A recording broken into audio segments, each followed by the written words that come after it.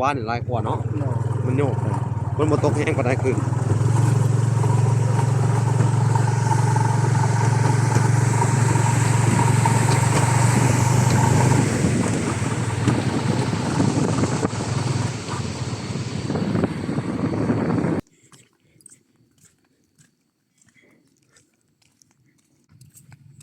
นี่ทุ่งไห่ทุ่งนาพี่น้องเอ้ยอันนี้ก็เป็นทุ่งนาบ้านลำถ้วยพี่น้องเอ้ยบ้านลำถ้วยเก่าอยู่พังภาคเซพี่น้องเอ้ยนี่เมืองชนบุรีแขวงสะหวรรณเขตพี่น้องเอ้ยยังเป็นรถใหญ่แล้วเลยอันนี้ยังเป็นแบบหมู่บ้านชนบทแท้ๆพี่น้องเอ้ยเนาะทางบ้านในแก้วอยู่นี่วิถีชีวิตก็ยังแบบคือเก่าคือโบราณเฮาตะกี้ตั้งเดิมน่ะ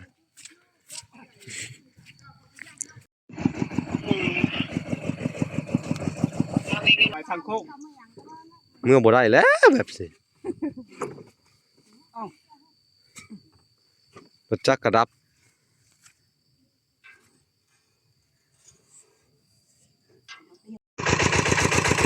ก็เลยได้แล้วบัดนี้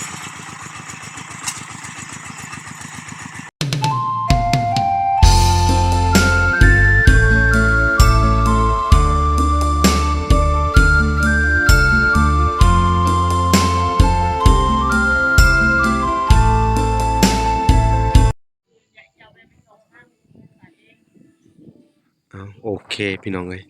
กราบสบายดีพ่อแม่พี่น้องเบิดสู่คู่สู่คนเนาะก็ยินดีเข้าสู่ช่อง YouTube เบาหลาสายบุญคุณธรรมคือเก่าเส้นเก่าเส้นเคยพี่น้องเอ้ยเนาะทักทายสบายดี FC ทางฝั่งไทยและ FC ทางฝั่งลาวและ FC ทางต่างประเทศนำเด้อพี่น้องเอ้ยเนาะมื้อนี้ก็อยู่ในเฮือนในซ่านไอ้แก้วคือเก่าพี่น้องเอ้ยเนาะเวลาก็จะมาเบิ่งทางเฮือนทางซ่านเพิ่นน้อยหนึงพี่น้องเอ้ยก่อนสิพาไอ้แก้วไปเฮ็ดเวียกเพิ่นอันให้ไปแต่เช้าๆพี่น้องเอ้ยอันนี้ก็คือหน้าบ้านให้แก้วไอ้แก้วผมก็เตรียมโตแล้วพี่น้องเอ้ยเพิ่นว่าสิออกไปเฮ็ดไร่ไสนาเนาะนี่ก็ถือว่าทางหน้าบ้านไอ้แก้วสิให้เพิ่นไถแล้วก็ดุดคันขึ้นมาอีกแบบนี้เขาว่ารถเขาบ่เฮ็ดเนาะเพราะว่าเพิ่นมีรถไถแหละไถตื้อแล้วก็ดุดคันขึ้นมานี่แล้วเอาน้ำขุดคลองมาพี่ให้มันไหลมาพี่เลยพี่น้องเนาะมวยมันไหลผ่านไปหั่นเนาะอันนี้ก็คือทางหน้าบ้านเพิ่นพี่น้องเอ้ยเนาะเดี๋ยวสิพาทุกคนไปเลาะเบิ่งข้างๆก่อนพี่น้องเอ้ยก่อนสิพาไอ้แก้วไปเฮ็ดเวียกนี่บริเวณอ้อมข้างนี่เนาะดินจุดนี่เนาะหลังจากที่ว่าทั้งงานแม่ตู้เพิ่นซื้อขยับออกมาประมาณ10กว่าเมตรเนาะนี่ก็ได้หลายเติบทั้งส่วนมันพี่เนาะนี่พี่น้องแล้วก็ทั้งแม่ถอนแก้วเพิ่นดุดดินขึ้นมาถมพี่น้องเอ้ยเนาะเงินเพิ่นพี่น้องเอ้ยเนาะ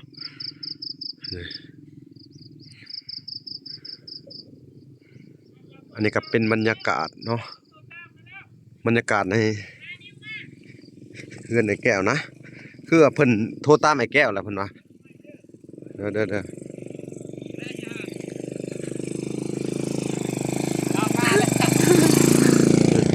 พี่น้องไปแก้วไปเขาโทรตามแหละบ่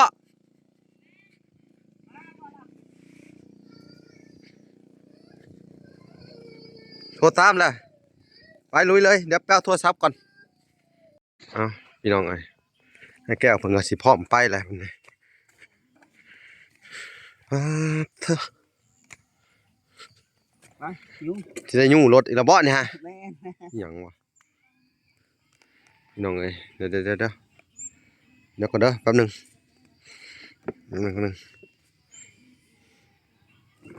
ถอดอันนี้ออกก่อน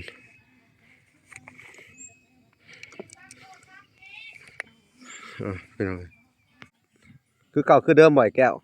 ยู่แม่นว่าโอ้ยตายพี่น้องเอ้ยเอ้า1 2 3นี่ลงนี่เลิกไว้ก็พืชแท้วะพี่น้องเอ้ยคือเก่าคือเดิมขนาดไปส่งคนแต่ละเทื่อต้องลำบากพี่น้องเอ้ย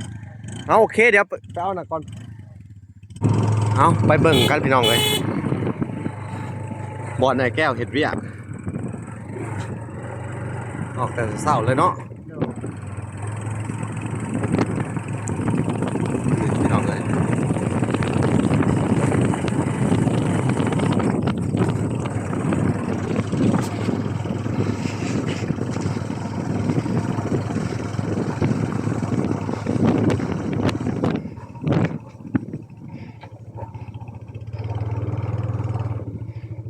ทางไหน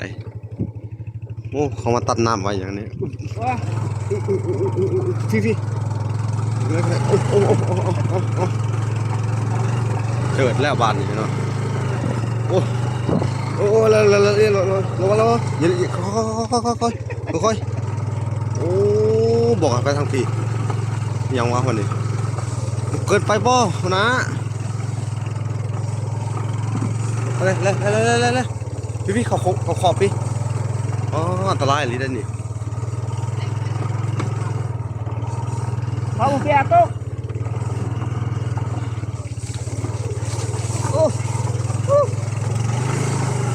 อ๋อหน้านี่พี่น้องเอ้ยตายแบบนี้ยอมเลยโอ้ดินหมูมีหมักหินเลยนอนนี่ฮะ โดยมีแต่ดินอันนั้น ดินต้มถือเอามาเห็ดบนทางตายเลยแบบนี้ใส่หมักหินเนี่ยก็บ่ โอ้ไปละสลายโอ้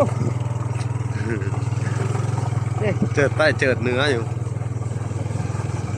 ลำบากแท้บาดเลยเอานี่แหละคอยหยานคอย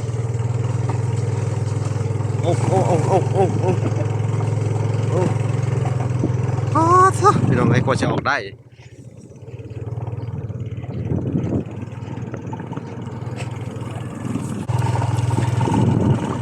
อันนี้บรรยากาศยามเช้าพี่น้องเลยเนาะคนเพิ่นมาขายผ้า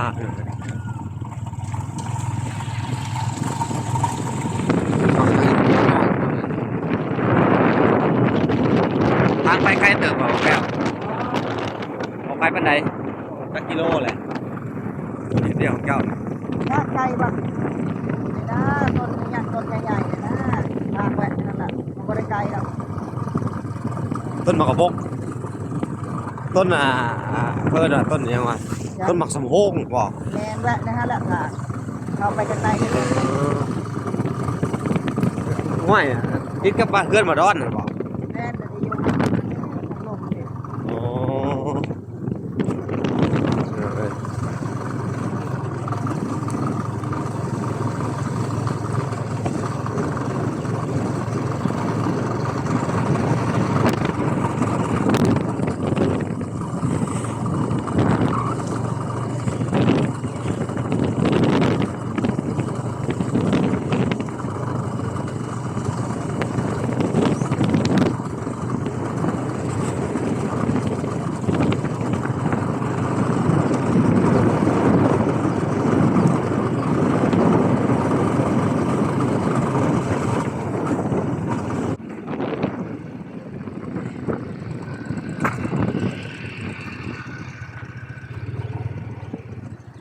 อันนี้กะ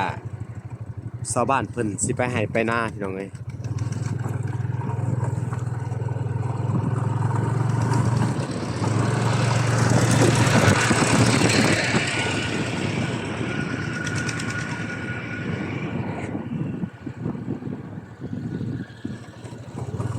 บอกแก้วเพิ่นก็ตื่นแต่เช้าพี่น้องซอยเขาจักมื้อก็ว่าสิแล้ว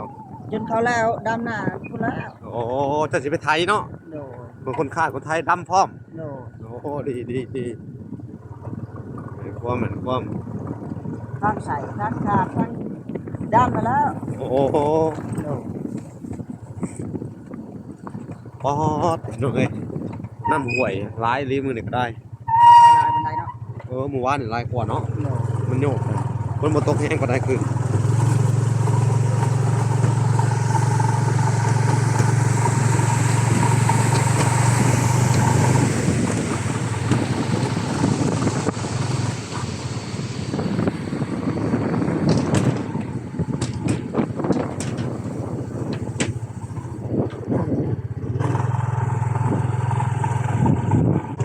เอาพี่น้องผมมาในนี่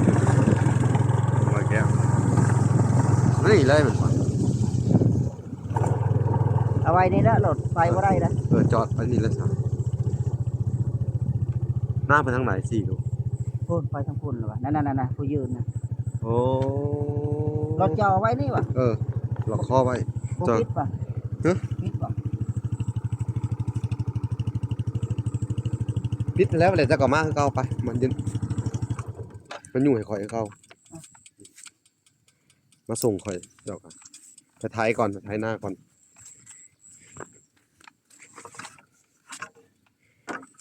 พี่น้องเอ้ยหน้ามันรถติดบ่ได้ก็เพราะพูดอยู่นี่เดี๋ยวสิไปแวะสั่งอะไหล่รถก่อนแล้วก็สั่น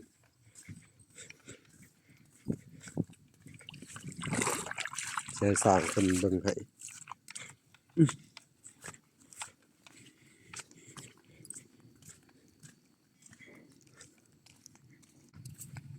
นี่ทุ่งไห่ทุ่งนาพี่น้องเอ้ยอันนี้ก็เป็นทุ่งนาบ้านลำถ้วยพี่น้องเอ้ยบ้านลำถ้วยเก่าอยู่พังภาคเซพี่น้องเอ้ยนี่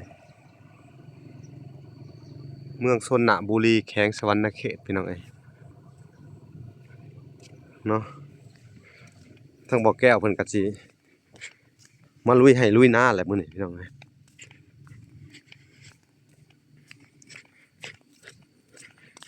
เพราะว่าบ้านนี่หน้าอันนี้ก็สิอันตัดขาดจากอันคุ้มนี่พี่น้องเอ้ยคือว่ารถจักรใช้บ่ได้พี่น้องเอ้ยเป็นดำนาตันเลยรถจักรก็ไถผ่านบ่ได้เพราะคุ้มนี่ตัดขาดเลยคุ้มนี่อยู่ในเกาะกลางนาพี่น้องเอ้ยนี่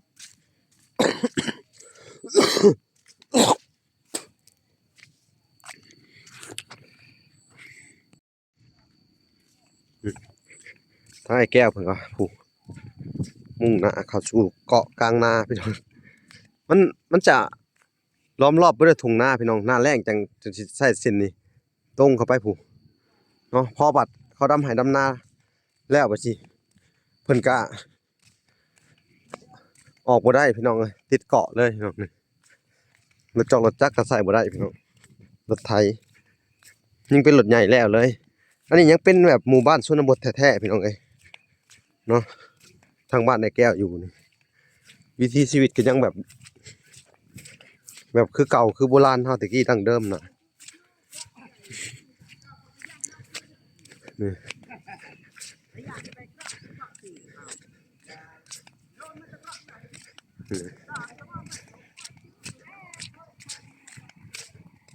โอ้ทางนั้นก็สิเบิ่นดำไห้ดำนาพี่น้องเอ้ยผม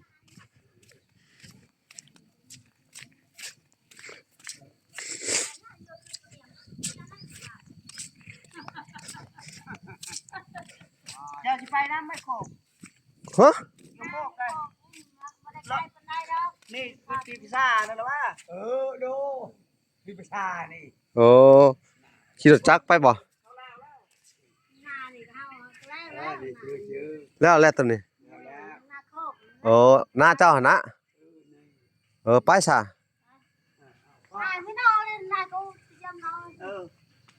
เอ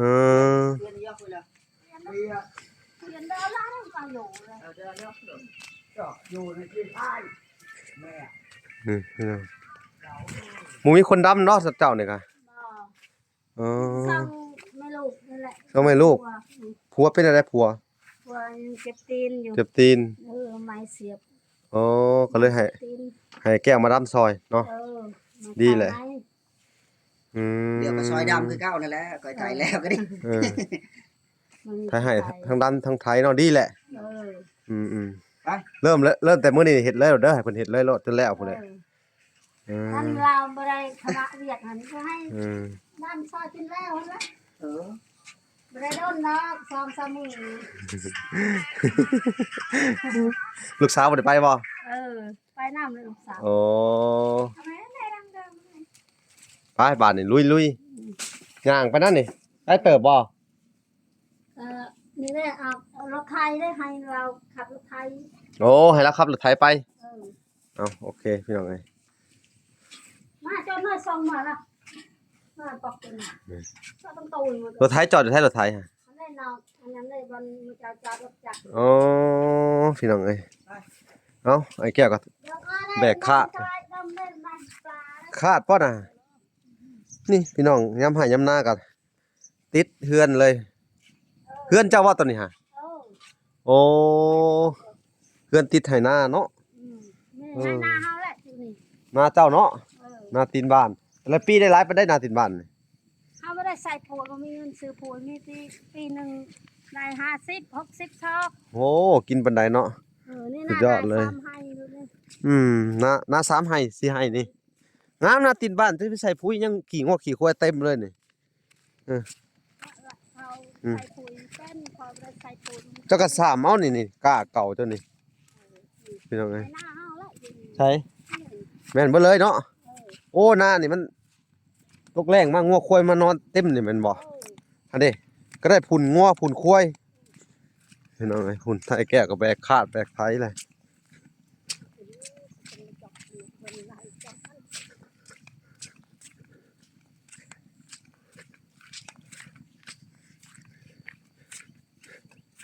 จักลักไปหั่นน่ะ ทำมาจากเขาว่าหลักจัก อืมไปย่างโอ้ลูกมีจักคนลูกเจ้านี่ คนเดียวนี่แล้วลูกเฮา ผู้เดียวนี่ ลายฮะเฮาเลี้ยงลูกบ่เป็น โอ้เลี้ยงลูกบ่เป็น เออ เหลือผู้เดียวบาดนี่ที่เหลือเพิ่นไปใส่ หมดนั่นเฮาซื้อดินหมดแล้ว เออเพราะลูกนี่ที่เหลือเพิ่นบ่อยู่นำเฮาเนาะ เออ เพิ่นไปแล้วไปแล้วพี่น้องเอ้ย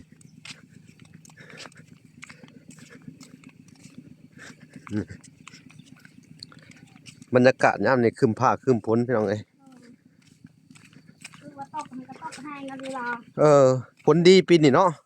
ก็สิท่วมพระสิจัก ปีน้ำท่วมหลายๆแถวนี่ท่วมบ่ อันนี้มันท่วมแห้งก็ท่วมเนาะ ท่วมบ่ปีตะกี้นะปี2019หาท่วมบ่แถวนี้ มันก็ท่วม บ่ได้ท่วมเนาะ บ่ แสดงว่ายังสูงอยู่พี่น้องเอ้ยแถวนี้เป็นโคกบ่ท่วมแต่ว่าลงไปนี่มันจะติดเซใหญ่เซบางเฮียงพี่น้องลงไปประมาณอันหม่ง20กิโลนี่ติดอันเซบางเฮียงพี่น้องเอ้ย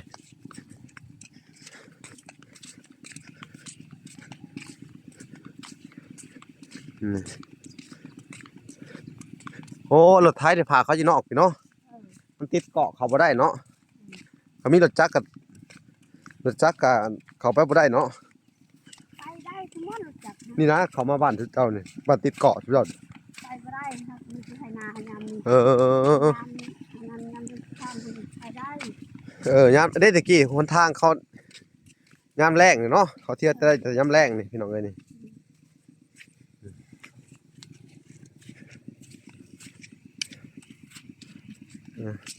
เดี๋ยวสิไปเบิ่งไอ้แก้วไถนา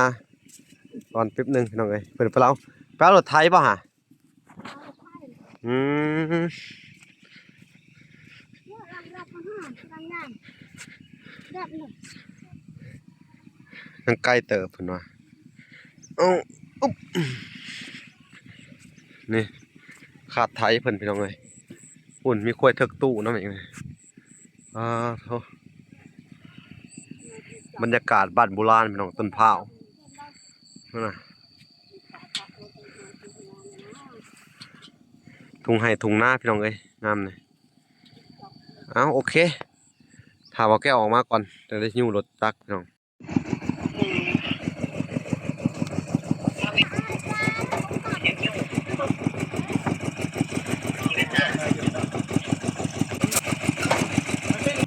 เนาะก็สิตามบ่แก้วไปเบิ่งหน่อยหนึงจังสิกลับเนาะมันก็ใกล้พอสมควรเติบเนาะไปโอเคให้บ่แก้วหิ้วรถให้ก่อนพี่น้องไอ้บาดนี่ได้ใส่เลข4เด้อ เด็กบ้าวันเอาว่า นี่เลขยังนี่เลข2บ่เอาเลข4เอา ไปช่องก็ได้นะเอา โอ้ยมันบ่ได้โยนมันบ่ไอ้แก้วไปนี่ไปเดินนี่ จะลิช่องก็ได้ ฮะ ลิช่องก็ได้ เออเอามันบ่ไหวเด้ แม่นโอ้ คือบ่ติดว่ะไปเป็นแฟนผมปะหมดเป็นแฟนผม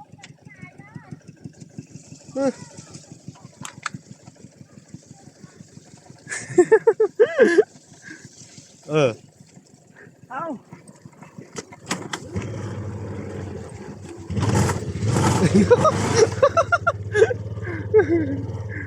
ได้แล้วพี่น้องเอ้ยอ๋อห้านคาดแท้นี่มันบ่มีพี่น้องเอ้ยอะไรมันเขาต้องกลับบ้านไปผมมันจะเป็นห้านที่ว่ามีอะไรขายอันเกี่ยวกับอะไรรถแบบว่าฮอนไอ้ยามาฮ่าพี่น้องมันหายากแถวนี้แถวเขตบ้านนอกนี่คนชนบทนี่เพิ่นสิบ่มีขาย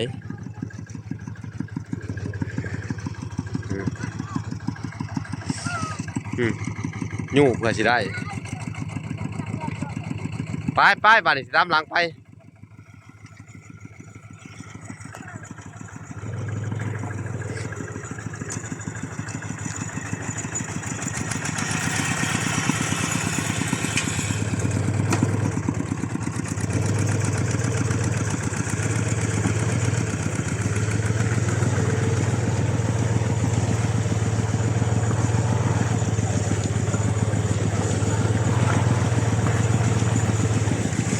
ตามไปเบิ่งน้ำกันพี่น้อง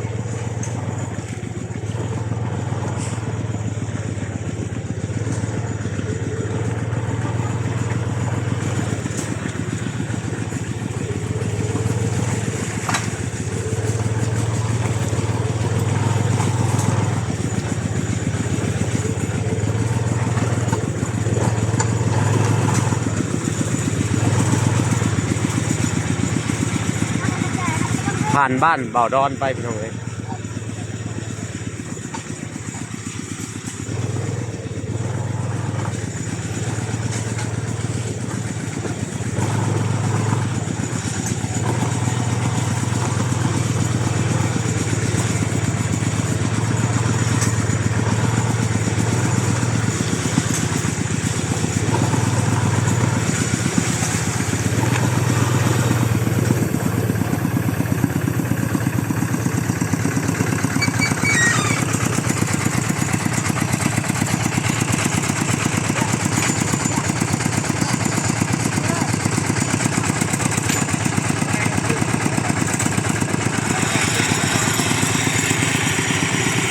โอเคพี่น้อง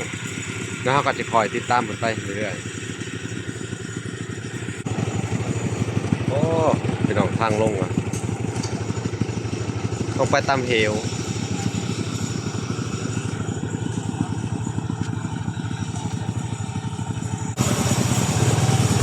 คอยแล้วเนาะ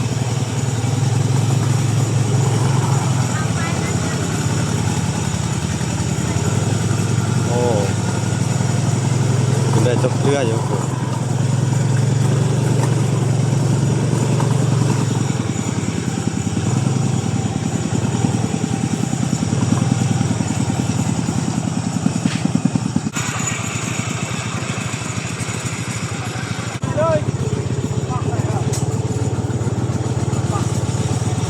ไปแล้วพี่น้องไอ้พวก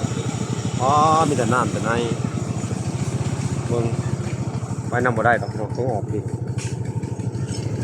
ไปนำเขาเฮ้ยบ่ไหวแท้โอ้อันตรายตัวนี้คุณ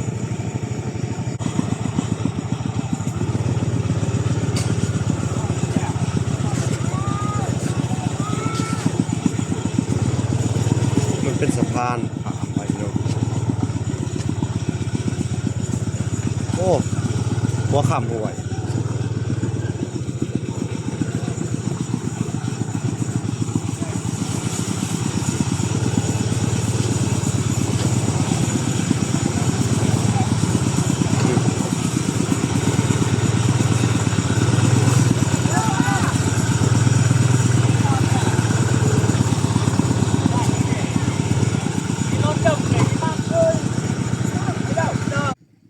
อันนี้ก็เป็นทาง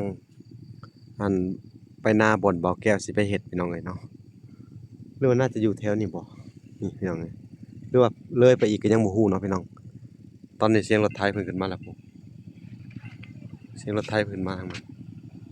โอ้พี่น้องขึ้นมาแล้ว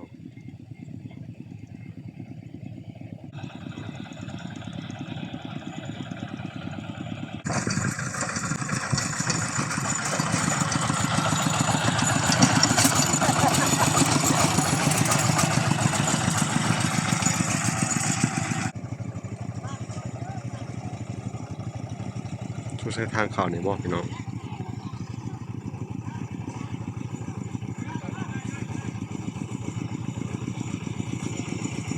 บ่แม่นคือว่าทางเข้านี่บ่แม่นเนี่ยบ่บ่แม่นตัวนี้เนาะบ่แม่นอีกอ๋อใกล้ขนาดพี่น้องเอ้ยฮอดแล้วพี่น้องเอ้ยแวะเข้านี่นี่แวะเข้าหน้าแล้วพี่น้อง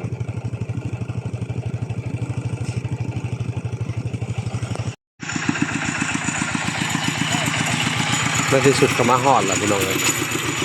ก็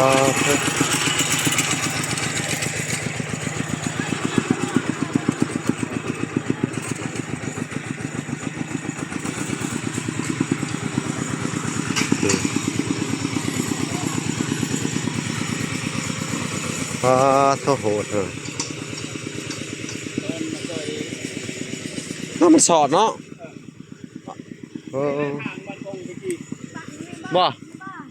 ป้านี่แหละ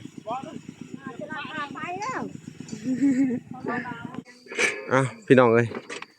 เดินทางมาฮอดละบาทนี่รถจักรก็สิเมื่อบ่ได้ละบาทนี่เที่ยวแต่ดับเสียได้บาทนี่แย่เลยเนาะเมื่อมาได้นานโคกแล้ว โอ้พี่น้องเอ้ยนี่เถียงนาเพิ่น เมื่อบ่ได้ไปรถไปเมื่อ โอ้ยละอย่างอันนี้เด้อย่างหลักตัวนี้สิ นะเที่ยวเอาเนาะเนาะ เที่ยว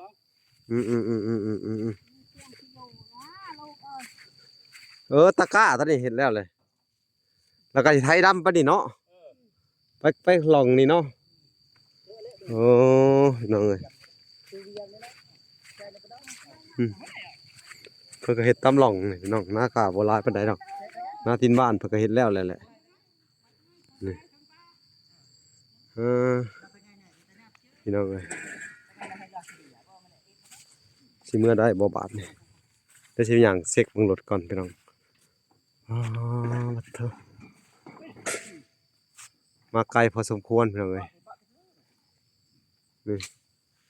ให้หน้าตะกร้าเพิ่น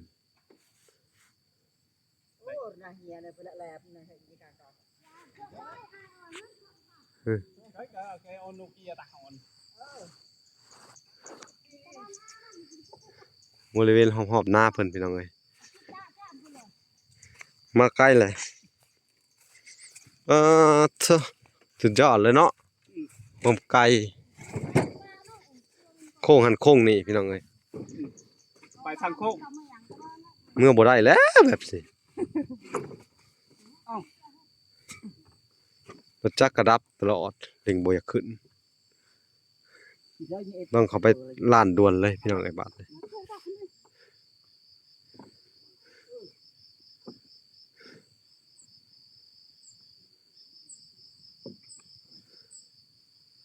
นี่บริเวณนาเพิ่นพี่น้อง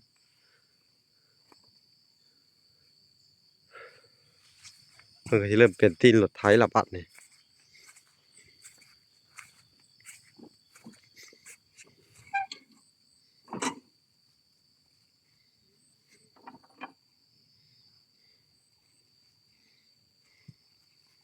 trụ nhà sạch chụp không เพิ่นได้รถไถบ่แก้ว เยอะอีกมนตีแต่ยังตาจะบอกมันจะไร hai phút phút xanh tép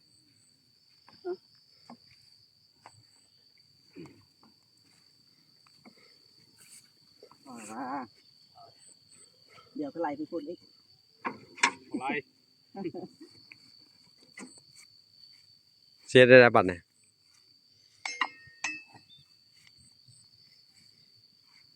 ค่ำเอาอันนั้นมาค่ำก่อนเนาะ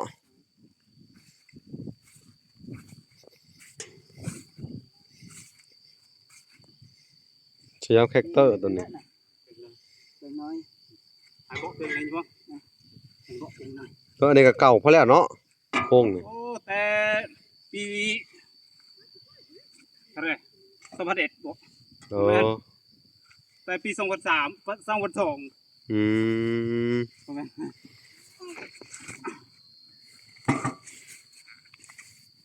พ่อป่ะพ่อหรือป่ะวิทย์ป่ะ ได้หมุนออกเลยบาทนี่เธอไอ้แก้วเฮาสิเอาเมื่อได้อย่างได้หลุดจากบาทนี่นอกเลย ใกล้แล้วอย่าหันเลยใกล้เนยหันข้อตอนเนยคุณเนอะ อ้าว ต้องจับเนาะ อันนี้ก็ต่อเอาแม่นบ่ ต่อ แต่พ่อเขาว่าคือยาวแท้ทางหนึ่งเขาต่อเนาะ ต่อ อืม มันบอกแต่ว่ามันห่อมือยานมันปีน แม่นให้มันกว้างบ่เป็นหยัง โอ้ เดี๋ยวนักเรียนใครจะต่อทีละ หอยต่อมานำเงินแล้วก็ เท่าหลุดต่อก ระเจิง ต่อ อัน อ นี้ อก ก็ต่อเอาให้มันยาวกว่ามันปีนนะ ยานมันปีน เออ ให้ค่าแคบๆนะ เออ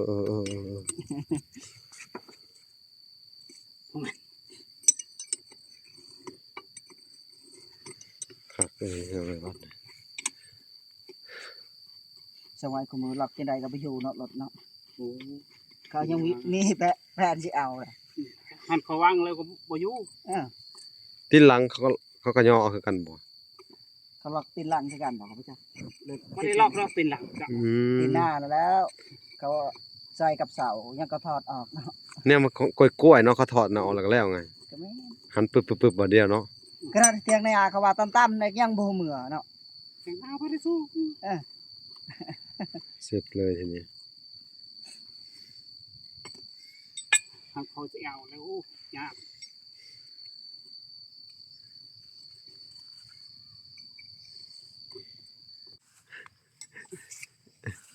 พี่น้องนะหน้ายังนะหน้าไฟน่าจะว่ากินนี่ หน้าโพนไม้ ฮะ หน้าโพนใบก็หันไป โอ้ อยู่นั่นนั่นนะ เออ หน้าทำแล หน้าทำแหละ พอทำเละ พอทำแหละ เออ อีหยังพี่น้อง ซื้อหน้าพอทำแหละว่าว่า ตลกอะไร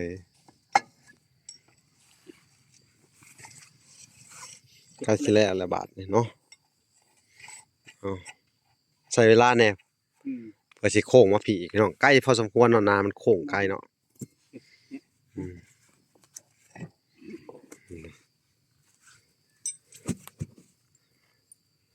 เว้ยนั่นไปจกระเบิดเอาเนาะ ประกอบตีนเข้าไปบานนี่ ไอ้น็อต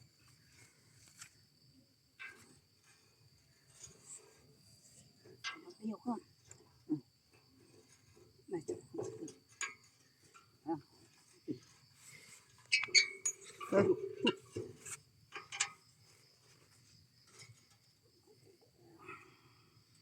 จกไว้ระเบิดชวนแกะเลย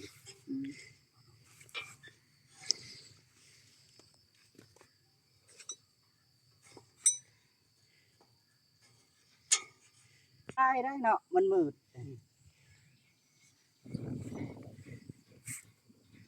บ่ได้ใส่แหวนบ่เนี่ยแหวนมัน บ่บ่ได้ใส่ อืม ใส่มันสั่นโทษน็อตมันสั่น อืมสร้างหนังสือใหม่เนาะ ซื้อไหมซื้อปีนี้ลูก อืม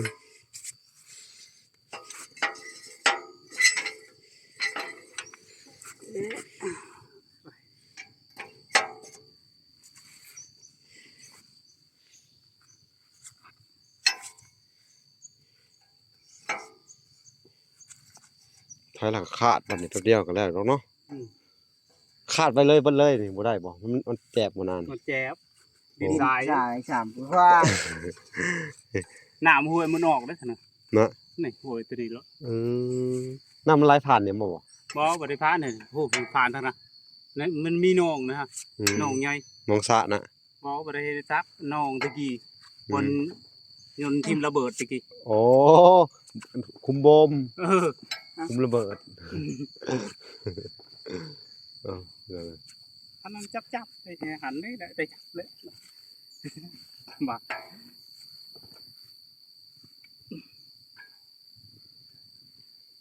คือสิแล่นล่ะมันเนาะเอาลุยเลยแก้วบานนี่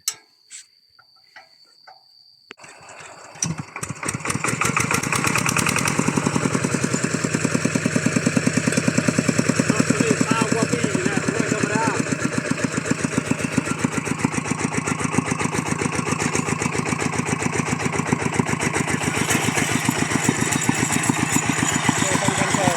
โอ้ฟังได้บัดนี่ คอยบ่ได้ไป ถ้าตึ้งอยู่ก่อนบ่ให้ใหญ่ก่อน แซ่บก่อนนี่เลยระวัง นี่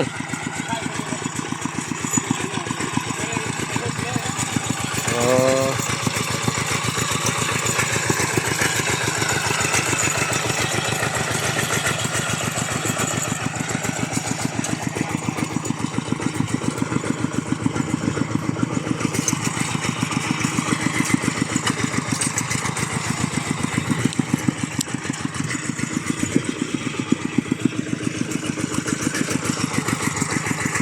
ปรับลงไหม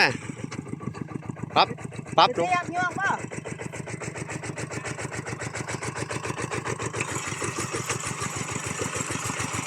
นี่มันอ่อนดีเนาะ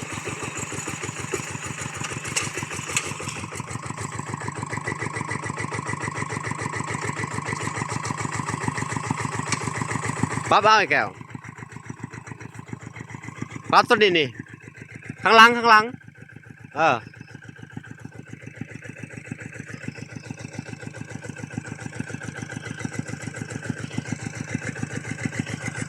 ข้างหลังเอาลงอีกนิดนึงข้างหลังอ่ะปรับขึ้นหมุนเขา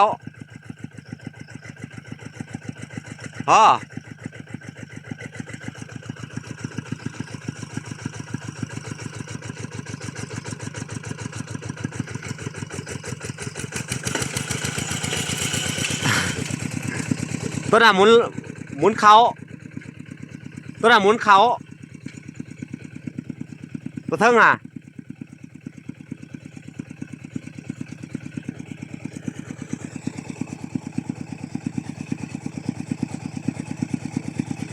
ตัวเทิงหมุนเข่าอีกนิดนึง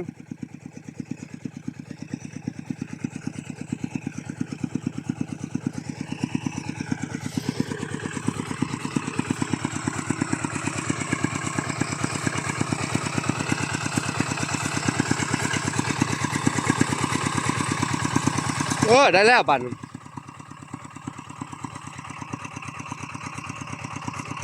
ไป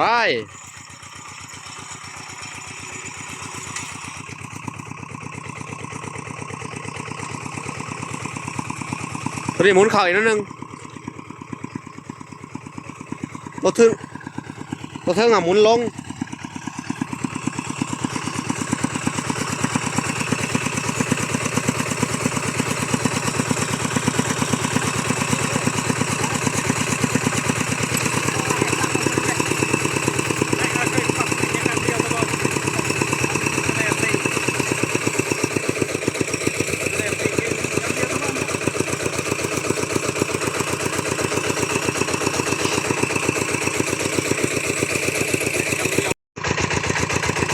เลย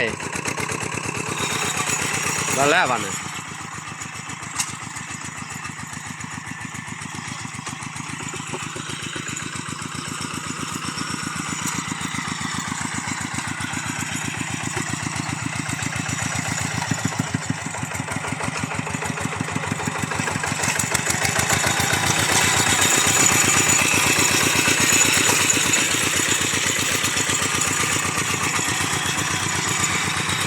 ดี๋ยวพื้นไทยแล้วมันก็สิคาดพี่น้องเอ้ยคาดแล้วก็สิดำซอยเขาจนแล้วพุ่นแหละพี่น้อง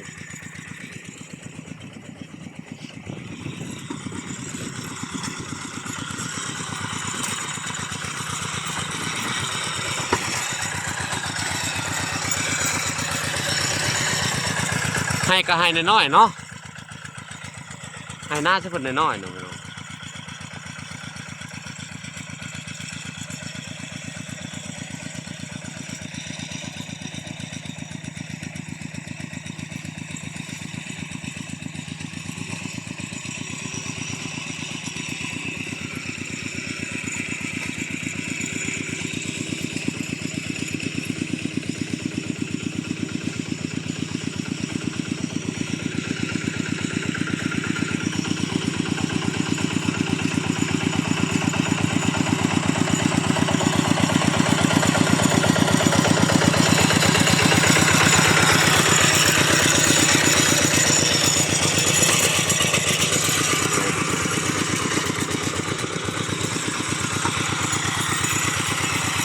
เอาโอเคพี่น้องเอ้ยถ้าบ่หลักก็สิมอบหน้าที่ให้ทางไอ้แก้วเพิ่น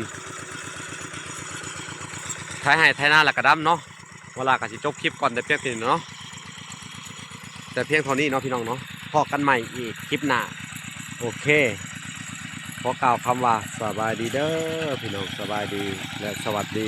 เพิ่นก็สิไทยและก็ดำต่อพี่น้องเอ้ยเนาะโอเคบ๊ายบาย